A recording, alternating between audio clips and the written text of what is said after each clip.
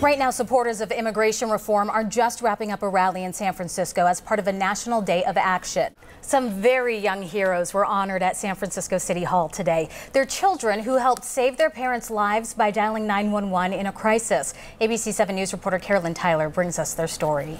Oh, that's great. And today's a great day to get outside and check out the wildlife and nature. Talk about a healthy ecosystem. Yeah. Mixed messages about guns today in the Bay Area. Thousands crowded into a gun show at the Cow Palace as hundreds of guns were turned over in South San Francisco. First tonight, developing news from the East Bay. Utility crews are on the scene of a major water main break on the Hercules Rodeo border. 2 police officers were among 4 people injured this morning when a Muni train crashed into a patrol car. Happened at 3rd and 22nd Street. Vallejo police shoot and kill an armed domestic violence suspect. It's the second fatal officer-involved shooting in Vallejo in 5 days.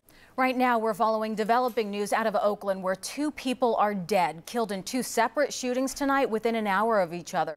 In Gilroy, the search continues for a mother of an Iraq War veteran accused of killing his little sister and then killing himself. We have learned that Boston University has confirmed that the 3rd person who died in yesterday's bombing was a BU grad student. He was at the finish line watching the marathon with some friends. Just to give you an idea where we are, Boylston is just 1 block over. I'm at one of the many perimeters. You see more Boston police officers getting out of the vehicle, coming to the perimeter, making sure nobody gets in.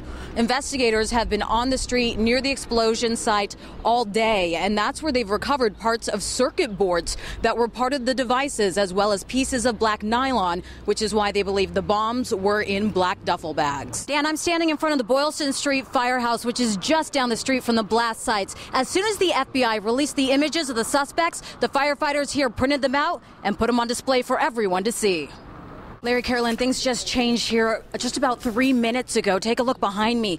Just as people were coming into the streets, officers are back on the streets because we started hearing popping noises, presumably gunfire, just a couple of blocks away. It went on for several seconds.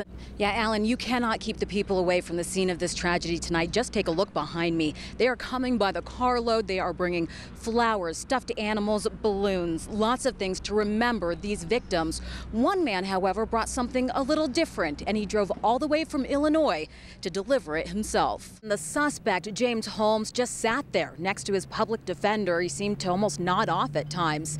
He was not charged today. That's going to happen next week. Today was a chance for the judge to advise him of his rights.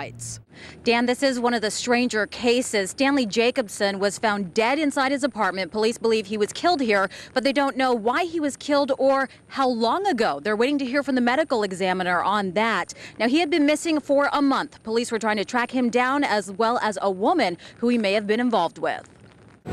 Yeah, Carolyn, take a look behind me and you will see how many fire crews are still out here 4 hours after the first call came in.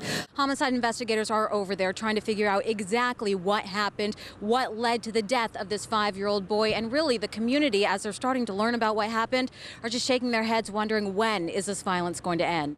Dan, Carolyn, Michael Sanchez Jr. was brought here after he was found yesterday, alive but unresponsive. His sister tells me that tonight he is still unresponsive, which means nobody knows exactly what happened over those 7 days he was missing. Carolyn, whether you're for the Occupy movement or not, this video has people talking. Some say Oakland police were out of line, using a baton on an unarmed man, but others say it was Kayvon Sebegi who was in the wrong.